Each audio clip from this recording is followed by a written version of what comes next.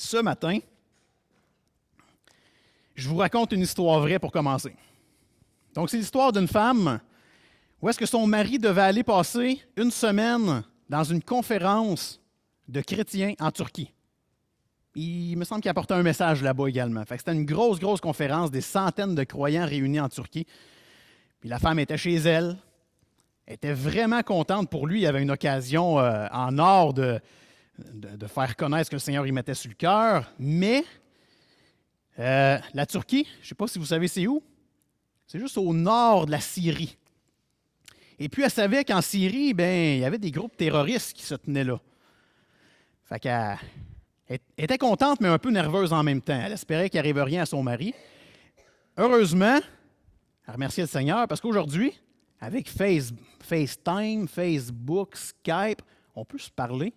C'est gratuit, on peut se voir même. Donc, à tous les jours, il y avait leur rendez-vous de couple, de famille en vrai, parce qu'elle avait des enfants. Tous les soirs, ils se réunissaient ensemble puis ils pouvaient parler ensemble. Une journée durant la semaine, madame s'installe avec les enfants pour son rendez-vous FaceTime et monsieur ne répond pas. C'est bon, tu sais, je sais comment est mon mari, là. Il doit être en retard. Ça peut arriver. Fait que là, le temps passe. Elle dit, coudonc, c'est bien bizarre. D'habitude, à 7 heures, c'est toujours l'heure qu'on se parle. Elle commence à regarder ses textos, son cellulaire. Elle regarde si sa sonnerie de téléphone est assez forte. Hein, oui, elle regarde ses messages sur la boîte vocale. Rien. Là, l'heure, elle passe. Là, elle se dit, bon, je connais mon mari. Il est peut-être en train de jaser. Là, il doit avoir pogné quelqu'un, là, il jase puis il n'arrête pas. Mais là, ça faisait presque une heure qu'elle attendait, puis il n'était toujours pas revenu, là. Et là, vraiment, là, la dame, elle commence à s'installer une peur en dedans d'elle. Puis rien pour aider, elle se dit, je vais ouvrir la TV. Tu sais, se poser des questions sur la Syrie, tout. Elle rouvre la TV. Et c'est une histoire vraie, ce que je vous raconte là. Elle tombe sur les nouvelles à la télévision et elle apprend qu'un groupe terroriste a traversé les frontières de la Syrie pour aller en Turquie. Là, à partir de ce moment-là, là, c'est plus juste une peur qui s'installe, là, c'est une panique. Fait, mon doux, ça y est. D'un coup, que les terroristes sont rentrés dans la conférence puis qu'ils ont fait des otages. Là, elle fait, ah non, ça se peut pas. Hey, mais d'un coup, c'est vrai, puis tu sais, comme on entend des fois, hein, si quelqu'un rentrait ici puis qui disait à tous les chrétiens, je vais vous tuer, là, bien, d'un coup, c'est arrivé pour vrai, ça, à la conférence. Là, elle panique bien raide jusqu'à ce que, pring, pring, son mari, il appelle.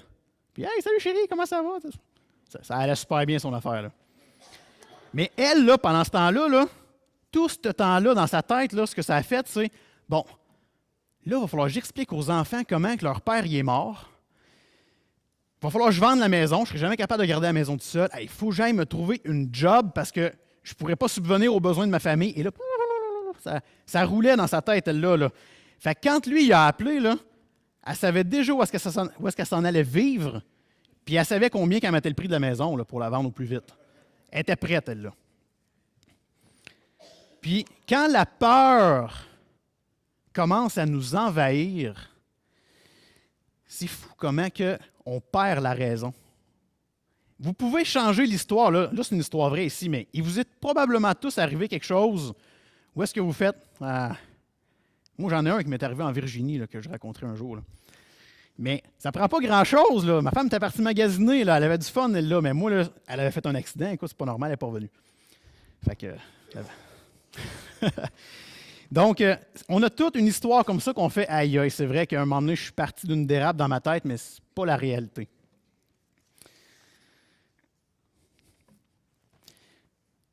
Bref, on se dit chrétien, on l'est chrétien, mais quand la peur nous envahit, c'est comme si on laissait la place à plein de mensonges dans notre tête. Puis les promesses de Dieu, qu'est-ce qu'on fait avec? Jette ça par les fenêtres. C'est peu important rendu là. Il faut que je calcule qu'est-ce que je vais faire s'il est mort pour vrai. Donc ce matin, on va lire un texte dans la Bible. Puis par la suite, vous voyez mon titre à l'écran. Ça sort bien. Par la suite, on va regarder ensemble 7 promesses à se rappeler quand la peur nous envahit. Donc, on va tourner ensemble dans le livre des Nombres. On ne tourne pas souvent là-dedans, hein? Le livre des Nombres au chapitre 13.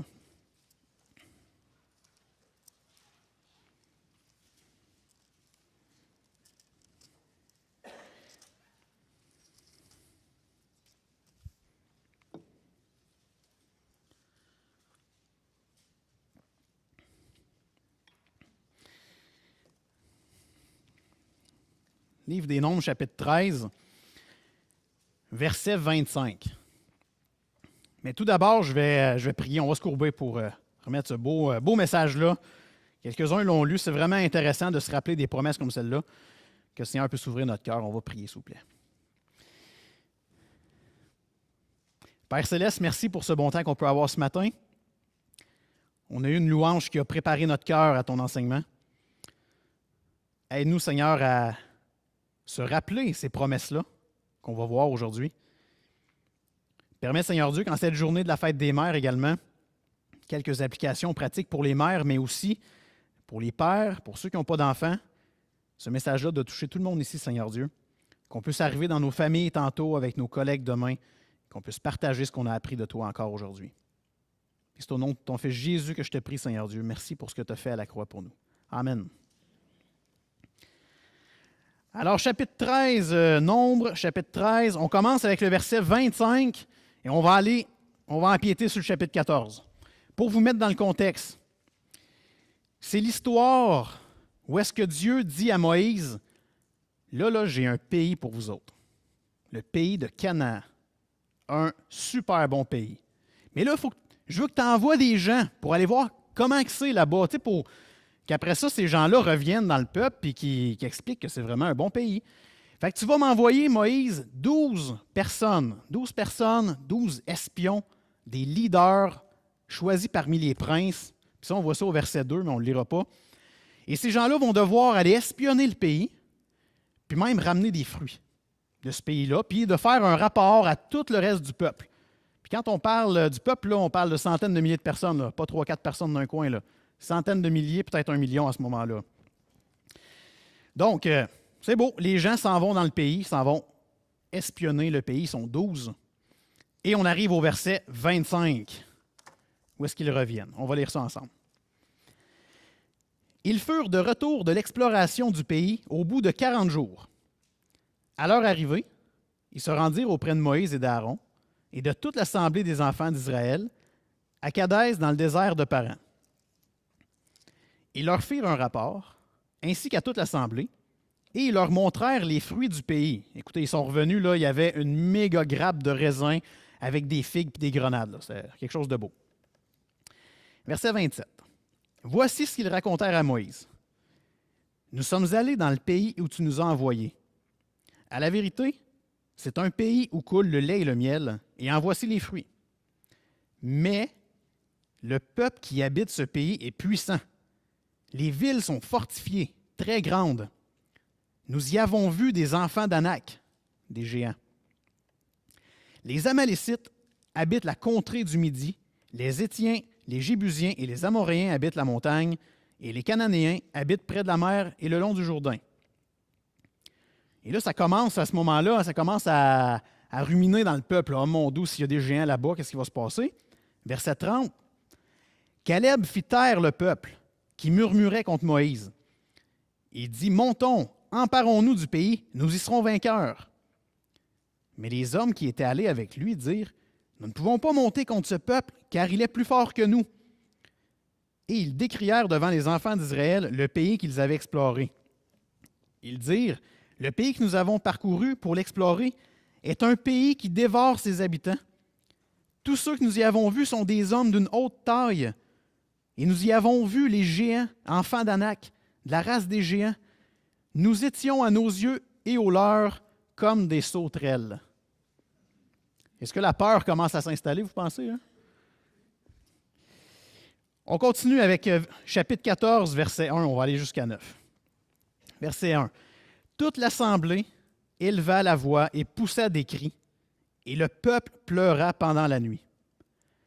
Tous les enfants d'Israël murmurèrent contre Moïse et Aaron, et toute l'assemblée leur dit, Que ne sommes-nous morts dans le pays d'Égypte ou que ne sommes-nous morts dans ce désert? Pourquoi l'Éternel nous fait-il aller dans ce pays où nous tomberons par l'épée et nos femmes et nos petits-enfants deviendront une proie?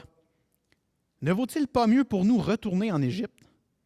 Et ils se dirent l'un à l'autre, nommons un chef et retournons en Égypte. Moïse et Aaron tombèrent sur leur visage en présence de toute l'assemblée réunie des enfants d'Israël. Et parmi ceux qui avaient exploré le pays, Josué, fils de Nun, et Caleb, fils de Jephunnée, déchirèrent leurs vêtements et parlèrent ainsi à toute l'assemblée des enfants d'Israël. Le pays que nous avons parcouru pour l'explorer est un pays très bon, excellent. Si l'Éternel nous est favorable, il nous mènera dans ce pays et nous le donnera. C'est un pays où coule le lait et le miel. Seulement, ne soyez point rebelles contre l'Éternel et ne craignez point les gens de ce pays, car ils nous serviront de pâture. Ils n'ont plus d'ombrage pour les couvrir. L'Éternel est avec nous, ne les craignez point. Donc, on voit que sur les 12 qui sont allés espionner le pays, il y en a 10 qui sont revenus apeurés, puis il y en a 2, Caleb et Josué, qui sont là et qui disent « Non, écoutez-la pas, là, c'est un bon pays. »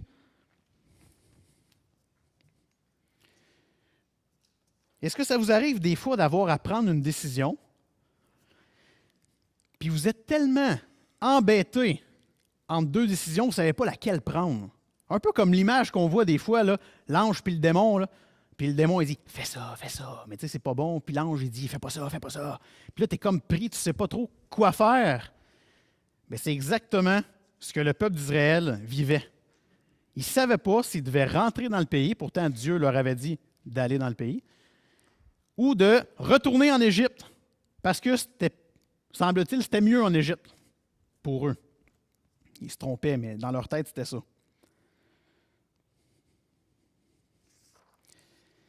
Des fois, comme leur cas à eux autres, les promesses de Dieu n'existaient plus. Pourtant, là, tout le long du désert, ils avaient vu Dieu agir parmi eux. Ils les avaient vus sortir du pays, mais ça n'existait plus, ces promesses-là. Ça n'existait plus, le bon pays, parce qu'il y avait des géants. Pour eux, là, c'était des obstacles insurmontables. Les promesses de Dieu ont pris le bord et les obstacles sont devenus vraiment gros de même. Ils voyaient juste ça. Puis cette exagération-là a infecté les Israélites à tel point qu'ils se sont même dit « Hey, là, ça ne marche plus, là. On se prend un chef puis on retourne en Égypte. » Imaginez, là Moïse et Aaron, qu'est-ce qu'ils sont en train de faire là? Ça n'a pas de bon sens. Puis c'est pour ça qu'on voit que Moïse et Aaron, dans ce temps-là, ils déchirèrent leurs vêtements en signe de désapprobation puis de colère dans cette situation-là. Mais quand la peur commence à nous envahir, c'est ça qui arrive. Puis on a beau lire les promesses de Dieu dans notre Bible à tous les jours, on est exactement comme eux. Après tous ces milliers d'années, là, il n'y a comme rien qui a changé.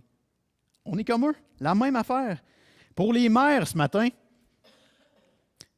quand votre bébé, là, ceux qui ça fait longtemps, rappelez-vous, puis ceux qui sont dedans, bien, vous allez vous en rappeler, quand votre bébé, là, il crie de souffrance pendant 2 heures, comment vous réagissez?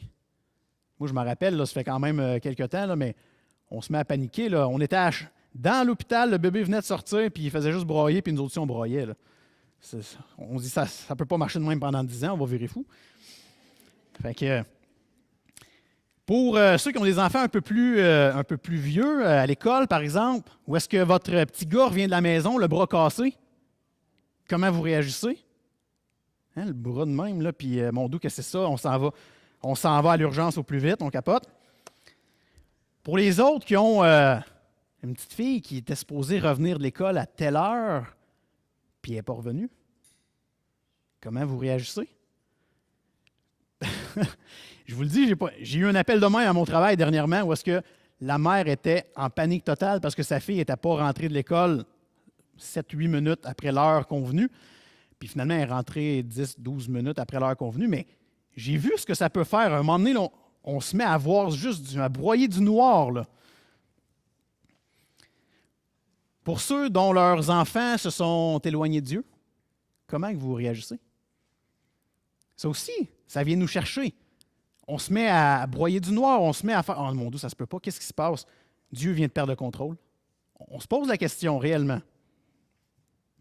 Donc ce matin, je veux vous présenter 7 promesses qu'on doit se rappeler quand la peur nous envahit. Évidemment, c'est toutes des promesses qu'on va retrouver dans la parole de Dieu. Premièrement, promesse numéro 1, la vérité de Dieu. Quand il m'arrive quelque chose de stressant, est-ce que je me dis dans ma tête, ce que je pense dans ma tête, est-ce que ce sont juste des choses qui sont réelles ou est-ce que je laisse aller le fruit de mon imagination? Il faut se poser la question. Hein? Les versets dans notre message de ce matin, notre histoire de ce matin, chapitre 13, 31 à 33, ça nous montre qu'il y en a quelques-uns qui ont perdu complètement la raison. On a vu des géants tellement grands. On avait l'air des sauterelles à côté d'eux autres. Grands géants, petites sauterelles. Ces gens-là, ils dévorent les gens dans leur pays. Quoiqu'à ce moment-là, il y avait peut-être une partie de vrai, là. Mais quand même, on en a mis trop. Là. On ne veut plus rentrer. Ça nous fait trop peur, cette affaire-là. Dans le Nouveau Testament, Paul il nous rappelle sur quoi on doit s'arrêter. Puis c'est un des premiers versets que j'ai appris quand j'ai commencé à venir ici. Philippiens 4, 8. Vous n'avez pas besoin de tourner, je l'ai à l'écran. Philippiens 4, 8. Enfin, frères et sœurs, portez vos pensées sur tout ce qui est vrai, tout ce qui est honorable, tout ce qui est juste, tout ce qui est pur, tout ce qui est digne d'être aimé, tout ce qui mérite l'approbation, ce qui est synonyme de qualité morale ou vertueux, et ce qui est digne de louange. Focussez. Vous voyez Philippiens 4.8, là? Quand vous voyez là, que vos pensées là, dérapent, Philippiens 4.8. Allez chercher ce verset-là, ça fait tellement du bien de se recentrer nos pensées. Nos pensées déterminent notre existence. Si vous êtes quelqu'un qui avait peur dans la vie, ou même vous êtes quelqu'un de très courageux, mais que vous vivez une situation présentement où est-ce que vous avez peur de comment que ça va virer, enlevez-vous ça tout de suite de la tête. Il faut vraiment se recentrer sur le Seigneur des Seigneurs, le Roi des Rois. Puis Philippiens 4.8, c'est un bon verset pour nous donner du courage. Il y a un évangéliste hors pair du 19e siècle. Je ne sais pas si vous connaissez ça, Dwight L. Moody ou D.L. Moody. Il y a des livres à propos de lui, puis c'est vraiment... il va falloir que je lise sur lui, sur sa biographie.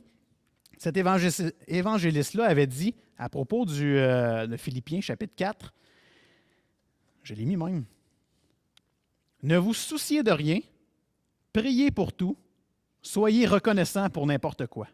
Même quand ça va mal, même quand vous avez peur, remettez tout ça au Seigneur et remerciez le Seigneur pour le chemin dans lequel il vous fait passer. »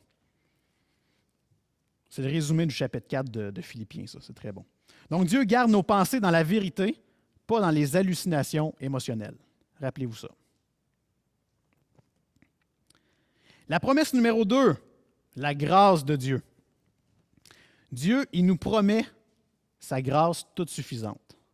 Même quand on a l'impression là, qu'on va crouler sous le poids de la terreur. Dieu nous promet sa grâce. Et encore une fois, dans le verset 8, chapitre 14, verset 8, on voit que Josué et Caleb reconnaissent que dans sa grâce, t'en as un petit peu là, verset 8, « Si l'Éternel nous est favorable, il nous mènera dans ce pays et nous le donnera. » Ils font confiance à la grâce de Dieu, c'est Dieu qui décide. On va y aller si Dieu est favorable pour nous. Puis encore une fois, dans le Nouveau Testament, à un moment donné, Paul, il demande au Seigneur, « Tu peux-tu bien m'enlever ça, cette écharde qui m'empêche d'avancer? » Puis il l'appelle même cet ange, attends un petit peu, je l'ai noté ici, cet ange de Satan qui le frappait et qui l'empêchait de s'enorgueillir, comme il le dit si bien. Il était pogné avec quelque chose qui le dérangeait. Et le Seigneur Jésus lui-même dit à Paul, je vous l'ai noté, et oui, j'ai entendu ça à quelque part par ici, et il m'a dit, « Ma grâce te suffit, car ma puissance s'accomplit dans la faiblesse. » Et là, c'est Paul qui continue par la suite. « Aussi, je me montrerai bien plus volontiers fier de mes faiblesses, afin que la puissance de Christ repose sur moi. C'est pourquoi, écoutez bien ça, je me plais dans les faiblesses, dans les insultes, dans les détresses, dans les persécutions, dans les angoisses pour Christ, Car quand je suis faible, c'est alors que je suis fort. Eh monsieur, c'est facile à dire ça, mais quand ça nous arrive, là, on ne fait pas nécessairement comme ça. Mais la grâce de Dieu nous suffit.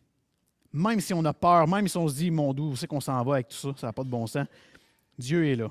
Il nous donne sa grâce.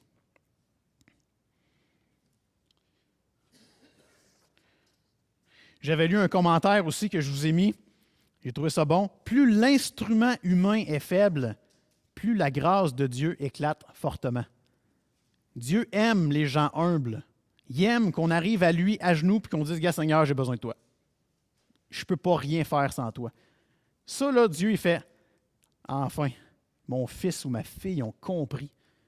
Et c'est là qu'on voit ça. L'instrument humain, quand il est faible, bien, Dieu fait aller sa grâce fortement. La promesse numéro 3, la présence de Dieu. Que c'est réconfortant de savoir qu'on n'est jamais seul. Dans les difficultés, entre autres, on n'est jamais seul. Psaume 46, 2, je vous l'ai mis à l'écran. Dieu est pour nous un refuge et un appui, un secours toujours présent dans la détresse. Puis vous savez, dans la vie, il existe deux types d'instabilité qu'on voit beaucoup de nos jours. La première instabilité, c'est l'instabilité naturelle. L'instabilité de la nature. Puis pensez dernièrement au tremblement de terre au Népal. Si tu es assez instable à votre goût, ça, tu ne peux pas t'en rendre compte qu'un tremblement de terre arrive. Là, et ça a fait au-dessus de 8500 morts. Là, je regardais ça encore hier matin. Au-dessus de 8500 personnes qui sont décédées dans un tremblement de terre comme ça. Donc, il y a vraiment une instabilité au niveau de la nature. Et il existe aussi une instabilité au niveau des nations. Puis avec l'histoire que je vous ai racontée au début, puis avec ce qu'on entend un peu partout, avec l'État islamique, les groupes terroristes qui s'en vont s'installer de plus en plus dans des pays jugés sécuritaires, comme le Canada.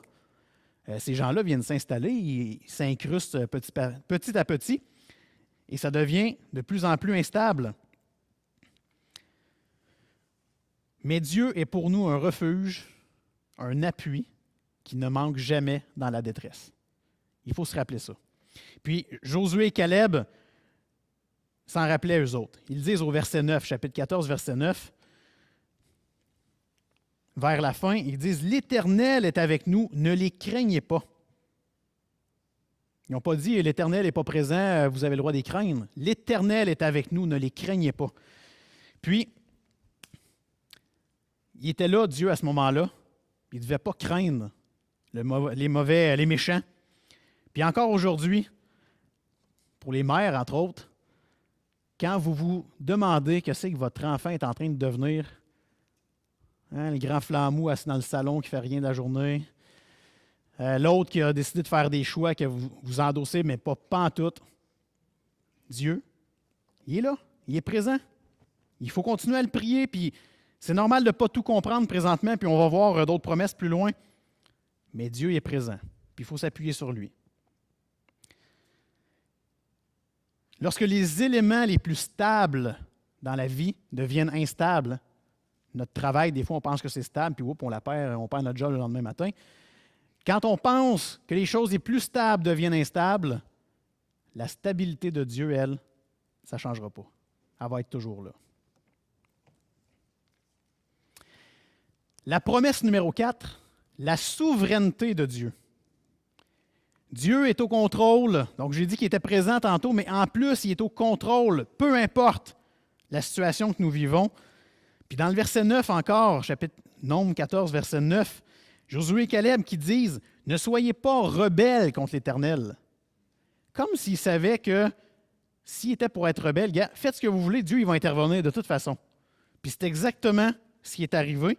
On ne l'a pas lu, mais verset 10, tout de suite après, 14, 10, écoutez bien ça, toute l'assemblée parlait de les lapider. Ça n'allait pas bien, là. On va les lapider, eux autres, là, on commence à pas les aimer. Lorsque la gloire de l'Éternel apparut sur la tente d'assignation devant tous les enfants d'Israël. Il y a des moments comme ça où est-ce que, quand c'est sur le bord de déraper, là, on s'entend, là, les gens, ça criait, ça pleurait, ça ne s'écoutait pas, bien, Dieu est intervenu. Il y a d'autres moments où est-ce qu'on vit quelque chose, puis on aimerait donc ça que Dieu intervienne là. Mais on se rend compte que notre temps, ce n'est pas nécessairement celui de Dieu. Puis vous pouvez demander si on voit Nebuchadnezzar au ciel, notre cher roi de Babylone qui a passé des années dans la richesse, la gloire, envoyé littéralement promener les gens, là, puis c'est moi qui compte dans tout ça. Et à un moment donné, il tombe, là, il n'avait même plus sa place parmi les humains. Il devait aller manger du foin, du gazon avec les animaux. Là. Il a tombé bas. Là. Et après avoir tombé bas de même, puis on ne tourne pas, je vous l'ai mis ici, dans Daniel 4, c'est Nebuchadnezzar qui parle. Au moment indiqué, moi, Nebuchadnezzar, j'ai levé les yeux vers le ciel et la raison m'est revenue. J'ai béni le Très-Haut, j'ai célébré la louange et la gloire de celui qui vit éternellement, dont la domination est éternelle et dont la royauté subsiste de génération en génération. Les habitants de la terre, tous autant qu'ils sont, n'ont pas plus de poids que le vide. Il agit comme il le désire avec les corps célestes et avec les habitants de la terre. Il n'y a personne qui puisse lui résister et qui lui dit « Que fais-tu » En bon québécois, là, il n'y a pas personne qui peut dire « Qu'est-ce que tu es en train de faire, Dieu ?» Personne ne peut dire ça. Dieu, il sait ce qu'il fait.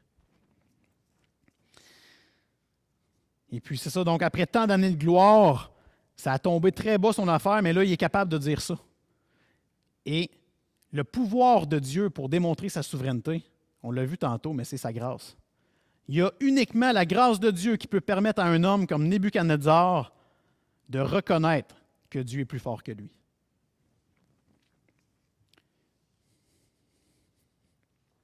Promesse numéro 5, l'écoute de Dieu. Dieu nous écoute, peu importe de quelle émotion on est habité au moment où on lui parle. Psaume 42, je vous l'ai mis ici. « J'avais mis mon espérance en l'Éternel, et il s'est penché vers moi, il a écouté mes cris. » Pas il a écouté mes belles paroles douces, là. Il a écouté mes cris. Dieu peut nous écouter quand même quand ça ne va pas bien. Puis, attendez un petit peu, là. Ah oui, c'est ça. On voit, après, nous autres, on a lu jusqu'au verset 9, on a vu que le 10, Dieu est intervenu. Et plus loin, on voit que Dieu, il dit, là, ça ne marche pas, là. Eux autres, je vais leur faire vivre quelque chose de raide en tabarouette. Puis, il a dit, si je me rappelle bien, là, il voulait faire subir la peste. Oui, il voulait détruire le peuple, il voulait faire subir la peste. Et là, on voit Moïse qui arrive dans les versets 13 à 20 à peu près. Puis il dit, oh, Dieu, là, attends un peu, on va jaser ensemble. Puis c'est drôle parce qu'un matin, dans la classe d'école du dimanche, on a parlé que négocier avec Dieu, c'est mieux d'y penser à deux fois, là, parce que Dieu, c'est exactement ce qu'il fait. Mais dans ce cas-ci, on voit clairement Moïse, où est-ce qu'il dit à Dieu, là, Dieu, tu te rends compte, si tu fais venir la peste, puis tu détruis tout le peuple comme ça, là, qu'est-ce que les gens vont penser en Égypte? Ils vont dire, aïe, c'est quoi ce Dieu-là? Personne ne va vouloir croire à ça. Là, je vous le dis dans mes mots, là, vous irez lire verset 13 à 20. Mais on arrive au verset 20, et là, ça dit, « Et l'Éternel dit, je pardonne comme tu l'as demandé. » Donc, Moïse avait demandé, « Pardonne à ton peuple, parce que ça ne peut pas dégénérer de même. » Puis ça, c'est juste Dieu qui peut faire ça. Il dit, « Je pardonne comme tu me l'as demandé. » Dieu il a écouté Moïse. Est-ce qu'il a enlevé toutes les conséquences qui devaient venir avec la mauvaise conduite? Jamais. Dieu a dit, « Je pardonne au peuple. » Mais il y a des conséquences qui viennent avec une mauvaise conduite. Puis les conséquences, c'est quand même pas drôle, dans leur cas, c'est que toute la génération des 20 ans et plus sont morts dans le désert. Toute la gang. Ils n'ont jamais rentré dans le pays promis. Mais les 20 ans et moins, eux, ils sont rentrés dans le pays. Puis, c'est une réponse à la rébellion, carrément. L'incrédulité du peuple a fait en sorte que tout le peuple est mort dans le désert. Moïse est compris. Ça, c'est surprenant parce que des fois, on pourrait dire « Ah, ça y est, cette gang-là ne sont pas sauvés, ils sont morts dans le désert. » Ben non, ça ne veut pas dire ça pantoute, c'est le peuple de Dieu. Puis Moïse, en plus, il est mort dans le désert, il n'a pas pu rentrer. Donc, il y avait des conséquences à une mauvaise conduite, mais Dieu est capable de pardonner quand même. Puis, quand je parle de cri vers Dieu, je ne sais pas si ça vous est déjà arrivé, petite tranche de vie. Il y a 6 ans, là, je me rappelle d'avoir frappé très fort dans mon matelas en parlant à Dieu. Je ne sais pas si vous avez déjà fait ça, vous autres. Là. Tellement frustré d'une situation que je Je ne frapperai pas quelqu'un, là, mais mon matelas, lui, il va en manger toute une. Là. Puis, pour ceux qui se rappellent, pour ceux qui n'étaient pas là, peu importe, on s'était lancé en affaires. En vrai, je m'étais lancé en affaires. Ma femme m'avait dit longtemps, tu ne devrais pas faire ça, puis je l'ai fait pareil. Puis, tous les jours, je perdais de l'argent. Et à un point tel que là, je me disais, hey, ça n'a pas de bon sens, ça doit être parce que je commence. On va mettre de l'argent pour le marketing, pour se faire connaître plus. Mais je dépensais toujours plus que l'argent qui rentrait. J'étais comme les deux pieds dans le sable mouvant. Puis chaque fois que j'essayais de me sortir, je renfonçais encore plus. Puis à un moment donné, ben là, c'est arrivé direct dans ma face. La seule solution, c'était de faire faillite à ce moment-là. Puis je me rendais compte que le café, je l'ai fait pour faire de l'argent. Là. Mais Dieu, lui, c'était pas ça qu'il avait prévu dans sa tête. Là. Lui, il s'est dit, non, non, non, le café, il va te servir pour briser ton orgueil, mon cher Pat. Et ça l'a très bien fonctionné. Puis, mais c'est juste pour vous dire qu'au moment où je devais prendre la décision de faire faillite, où est-ce que dans ma tête, je me suis toujours dit, un chrétien, ça ne se peut pas qu'il fasse faillite. Ça va montrer aux gens qu'il ne sait pas comment gérer son argent. Pourtant, je devrais être capable de gérer mon argent. C'est Dieu qui me l'apprête, etc. À ce moment-là, là, où est-ce qu'il a fallu que je tire sa plug, là, et que mon matelas en a mangé toute une. Fait que, mais c'est pour vous dire que, sur le coup, écoutez, j'ai demandé pardon à Dieu après. Là. Il y avait une frustration malsaine dans tout ça. J'ai demandé pardon à Dieu. Puis malgré ça, Dieu ne m'a pas donné des réponses instantanées. Mais 6 ans plus tard, aujourd'hui en 2015, je remercie le Seigneur d'avoir passé par là. Parce que c'est très clair qu'au niveau de la gestion de mon argent, il y a quelque chose qui a changé, c'est énorme. Je suis beaucoup plus sensible à la manière de gérer l'argent que Dieu me donne. Puis je suis beaucoup plus sensible aussi à investir dans le royaume de Dieu au lieu dans le royaume de moi. Et ça a été mon erreur que j'ai faite pendant plusieurs années et que je ne veux plus faire. Donc, vous voyez, sur le coup, c'était très pénible. Puis, écoutez, je pourrais vous en parler en long et en large. C'est toute la famille là, qui écopait dans tout ça. Là, puis, je n'avais pas d'enfants, mais mes parents, mes beaux-parents, ils nous voyaient agir là-dedans. Donc, mais aujourd'hui, on peut dire merci Seigneur grâce à ça. Une chance qu'il nous a fait passer par là, ça nous a cassés. Puis, il fallait. Donc, l'écoute de Dieu, Dieu nous écoute. Gênez-vous pas à aller le voir, à le prier, puis lui dire, là, Seigneur, là, on va se parler parce qu'il faut qu'on se dise les vraies affaires. Il est capable de le prendre. Moïse l'a fait. La promesse numéro 6, la fiabilité de Dieu. Et dans Psaume 56, les versets 3 à 5, « Tout le jour, mes adversaires me harcèlent. Ils sont nombreux. Ils me font la guerre avec arrogance. Quand je suis dans la crainte, je me confie en toi. Je loue Dieu pour sa parole. Je me confie en Dieu. Je n'ai peur de rien. Que peuvent me faire des créatures? » Donc, malgré qu'il vivait une situation de guerre, il se confiait. Il pouvait juste se confier à Dieu parce que juste lui qui est assez fiable pour nous soutenir dans tout ça. Puis faire confiance à Dieu, c'est le fruit d'une décision. Si vous avez accepté Jésus dans votre cœur, là, vous décidez de marcher pour lui.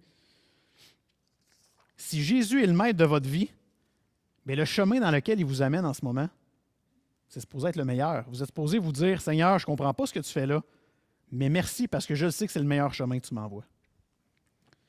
Puis, les conséquences ou les événements tragiques qu'on vit en ce moment, c'est rien comparé à l'éternité passée avec Dieu. Ça, il faut retenir cette partie-là. Puis on va l'avoir plus approfondie dans la promesse numéro 7, qui est la vue d'ensemble de Dieu. Peu importe la situation que vous vivez en ce moment, peu importe l'horreur à laquelle vous êtes confronté dans votre vie présentement, Dieu permet d'utiliser ça pour en faire du bon, du bien et du meilleur. C'est prévu. Dans le plan de Dieu, c'est prévu que ça va sortir pour le mieux. Romains 8, verset 28. « Du reste, nous savons que tout contribue au bien de ceux qui aiment Dieu, de ceux qui sont appelés conformément à son plan. » Ou dans une autre version, de ceux qui sont appelés conformément à son dessein. Et puis parfois, on voit juste la mauvaise situation dans notre vie, mais c'est parce qu'on se concentre juste sur l'événement. On est comme, tout le reste vient de prendre le bord. Là. On se concentre trop là-dessus. On ne voit pas ce que le Seigneur est en train de faire alentour. Les Israélites l'ont vécu. Le peuple d'Israël savait depuis les dernières années qu'il y avait un pays qui les attendait. Et quand ils sont arrivés devant un événement difficile, ils ont fait « Oh boy, on ne rentrera jamais là, nous autres. » Mais pourtant, c'est pas ça que Dieu avait. Dieu, dans sa vue d'ensemble, il ne voyait pas juste ce petit événement-là. Il voyait tout ce qui suivait. Puis on sait des années plus tard que finalement, le peuple est rentré dans le pays. Dieu permet des épreuves afin de nous briser, de nous rendre plus humbles, mais il ne faut jamais oublier, écoutez bien ça, jamais oublier qu'on est sur la terre juste pour un petit temps. Les épreuves, les souffrances, les peurs qu'on vit présentement, c'est rien comparé à l'éternité avec Dieu. Le paradis, ça va être beau. Focusser là-dessus, il me semble déjà, j'ai l'impression que ce que je vis, ça vient de prendre moins d'ampleur. Si vous reconnaissez que le seul chemin qui mène à Dieu, c'est Jésus, bien, vous avez une nouvelle vie en Christ. Et depuis que vous avez cette nouvelle vie-là, vous êtes transformé. Et chaque jour, petit pas par petit pas, vous êtes toujours transformé pour ressembler de plus en plus à Jésus. Mais on n'est pas rendu là encore. On est dans un monde où est-ce que le péché il est encore à l'œuvre, mais c'est tellement rien quand on sait, quand on vise que, mec, on meurt, on va aller avec Dieu. On va aller dans sa présence pour toujours. Où est-ce que c'est parfait? Il n'y a pas de cri, il n'y a pas de peur, pas de souffrance. C'est parfait. Puis, écoutez, la vie est dure. On ne se le cachera pas, là, la vie est très dure. Moïse, on le voit, là, Moïse, il a dû combien de fois aller devant Dieu et dire « Gars, Seigneur, je ne comprends pas ce qui arrive. » Puis c'était pas facile. Mais c'est rien, ça. C'est rien comparé à l'éternité. Rappelez-vous toujours ça. Puis tu sais, il y a des affaires qui n'ont pas d'allure qui arrivent sur la terre. On vit des épreuves, on vit des bénédictions qu'on ne s'attendait pas. Mais Dieu nous prépare une place avec lui. Nous, on a la vue d'un humain. Ce qu'on voit, notre pensée là, de notre vue à nous autres, notre vue d'ensemble, c'est ce qu'on voit avec nos yeux, ce qu'on entend avec nos oreilles, puis ce qu'on pense avec notre tête. Mais Dieu, lui, il inclut à cette vue d'ensemble-là, il inclut le ciel. Donc, tout ce qu'on vit, là, c'est une goutte d'eau dans l'océan, là, puis encore là, c'est même pas une goutte d'eau. Donc, il faut se rappeler ça. J'ai hâte d'aller au ciel avec vous autres. Vraiment, là. J'ai vraiment hâte parce que j'ai hâte de manger avec vous autres, puis qu'on se regarde tous, puis qu'on ait le goût de se serrer dans nos bras, puis faire donc, je suis bien content de te voir ici, toi. Malgré que sur Terre, des fois, on peut s'être frotté un petit peu, puis on était deux papiers sablés qui se frottent, là. Mais au ciel, les papiers sablés qui se sont frottés deviennent doux. Fait que vous essayerez ça, deux papiers sablés ensemble. Donc, mais rappelez-vous ça, au ciel, ça va être le fun. Puis pour ceux qui n'ont pas pris encore la décision de laisser le contrôle à Jésus, faites-le maintenant. Je veux vous voir au ciel avec nous autres. Puis malgré les peurs que vous vivez, les stress que vous vivez en ce moment, faites confiance à Dieu, il prend soin de vous. Retenez ça, s'il vous plaît. Je vous mets les 7 promesses à l'écran. J'ai déjà vu des gens ici prendre leur cellulaire puis photographier la diapositive. Donc, si ça vous tente, bien, vous pouvez le faire. Sinon, bien, vous pouvez m'écrire. Il y a déjà des gens qui m'ont écrit pour avoir une partie de diapositive. Ça me fait plaisir. Alors, on se rappelle les 7 promesses. La vérité de Dieu, la grâce de Dieu, la présence de Dieu, la souveraineté de Dieu, l'écoute de Dieu, la fiabilité de Dieu et finalement la vue d'ensemble de Dieu avec les choses célestes. Donc, en conclusion, quand votre enfant il est diagnostiqué pour un cancer, quand votre mari revient de la job en disant « C'était ma dernière journée au travail, je viens de perdre ma job », bien, prépare-toi à la bataille entre tes émotions et les promesses de Dieu. Très important. C'est normal d'avoir des émotions. C'est normal de pleurer pour certaines choses, de vivre une certaine frustration, mais il faut savoir s'arrêter et faire place aux promesses de Dieu. Ça, c'est très important. Dieu a le même caractère au moment de la création, au moment où est-ce que le peuple devait rentrer dans le pays de Canaan, aujourd'hui à la fête des mères, et lorsque le Seigneur Jésus va revenir. Dieu a le même caractère, il ne change pas. Faites-lui confiance. On va prier. Seigneur Dieu, merci pour ce message. Que nos cœurs puissent être pas juste enseignables, mais qu'on puisse par la suite pratiquer ce qu'on a appris ce matin. Qu'on puisse le pratiquer immédiatement, Seigneur. On te prie pour que cette journée puisse être complètement pour ta gloire. Et on te demande, Seigneur, de nous faire du bien dans nos familles présentement. Pour ceux qui vont chez eux, donne-leur la force, Seigneur. Il y en a qui sont certainement seuls présentement. Donne-leur la force de se confier en toi. Parce qu'en vrai, on n'est jamais seul, tu nous le dis. Ta présence est là, Seigneur. Merci pour tout ce bon temps ce matin et fais en sorte qu'on puisse toujours avancer dans la vie en espérant le ciel, en espérant le paradis à tes côtés, Seigneur. Amen.